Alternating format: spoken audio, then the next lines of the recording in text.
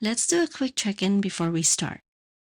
Raise your hand if your brain is back online, but your motivation didn't quite fully reboot yet. Like the holidays ended, real life resumed, and suddenly your thoughts are louder than your calendar. If you're mentally exhausted from thinking and not doing, then you're in the right place. Welcome to the Balanced Recruiter, a slightly unhinged, definitely honest, and occasionally helpful space where we talk about burnout, balance, identity shifts, and why your to-do list still has 19 things on it, even though you technically rested. In theory. Hi, I'm Chastity, recovering recruiter, new beauty insider sales lead, a puppy mom, and professional plate spinner. Like I mentioned on my last episode, I did swap job titles, but not the chaos levels. And honestly, I'm resisting the urge to book a quick runaway trip to Sedona, Arizona. Like nothing beats the thought of a spa, some massages, just being in wellness, being in stillness, while looking at the mountains and smelling of spa. It's the stillness, it's the warmth, it's perspective. That would be an ideal place to reset, don't you think? If you want to talk about how we're nonstop and we just keep on going, I feel you. There's a crash that typically happens after the holidays. Not just the physical exhaustion, mental.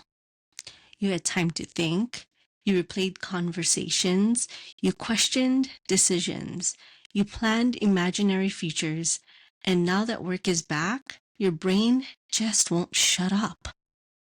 I mean, honestly, the other night I was up thinking about things I shouldn't even be thinking about. That's the overthinker's hangover.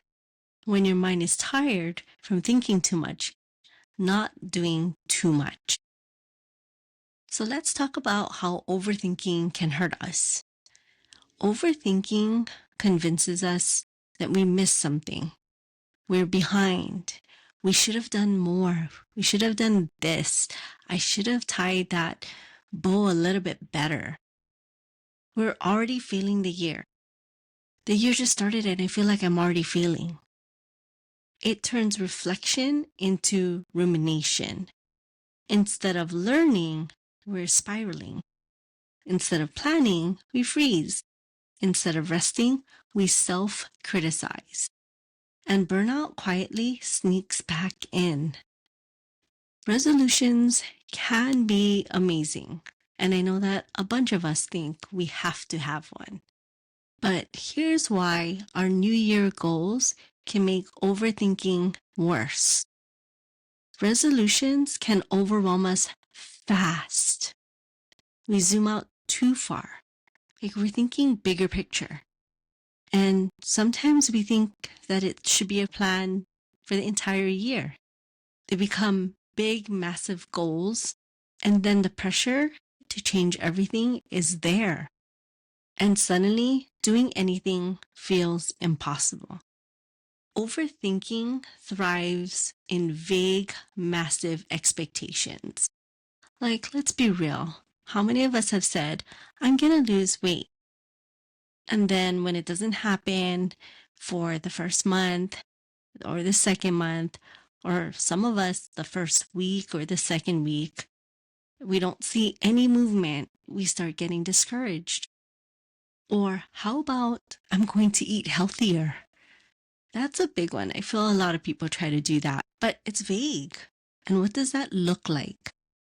And suddenly the expectations hit us and it doesn't feel good. So clarity comes from smallness. So let's try, instead of resolutions, try sections, small sections that can develop into real big wins. Instead of saying get healthy, think drink water today. Like I'm going to get hydrated today. Instead of thinking fix my career, update one thing. whether it's how you update your resume or if it's going to be adding another skill, like one more small skill to your portfolio, whatever it is. Instead of thinking that you're going to fix your career in one sweep, think of it in small little doses. Instead of saying be happier, notice one good thing. It said that when you're grateful or you reflect on things that you're grateful for, it actually shifts your perspective and it shifts the way you feel. And I think that's really important when you want to become happier or live a little bit more fulfilling life, that you start to notice the good things. You know, there's a lot of shit that happens in the world, right? And there's a lot of crap that can happen in our own lives where you're like, gosh, I feel like everything's against me. But when we want to shift our perspective, just notice one thing.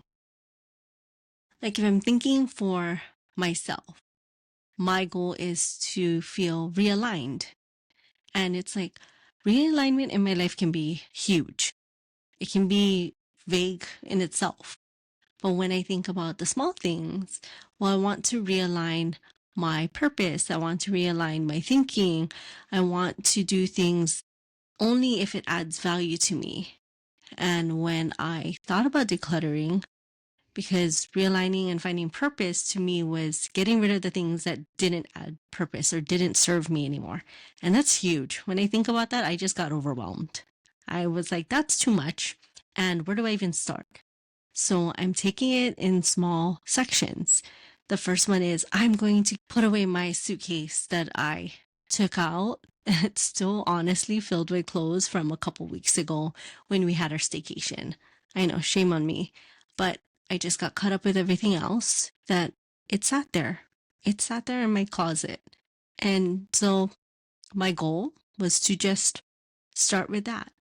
The next one was let's actually clean out my closet and get rid of the things that don't serve me. So when I look in my closet, I can tell people that I don't need to actually wash clothes for months and I'll be okay. That's not a good thing. That means I have so much that honestly I do not need. And if I want to lead a minimalistic lifestyle and something that has purpose, I need to start shedding that.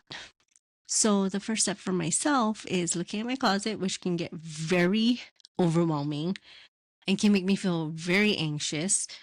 So instead, I said, let's pick 25 pieces and start with that. 25 pieces for today and get rid of it.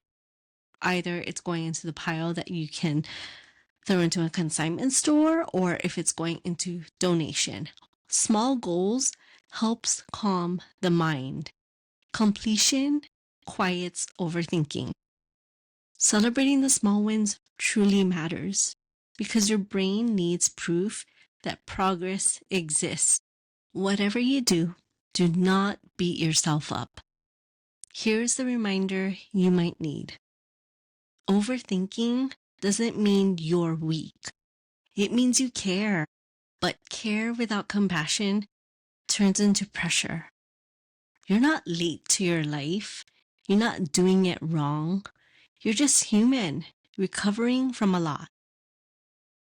If today's balance means quieting one thought, finishing one small task, or just not spiraling before bed, that counts.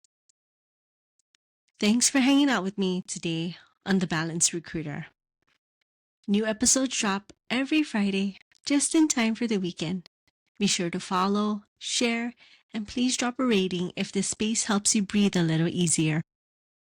And remember, burnout is real, balance is the goal, and I'm somewhere in between, mentally soaking in a hot bath while the spa scents fill my nose.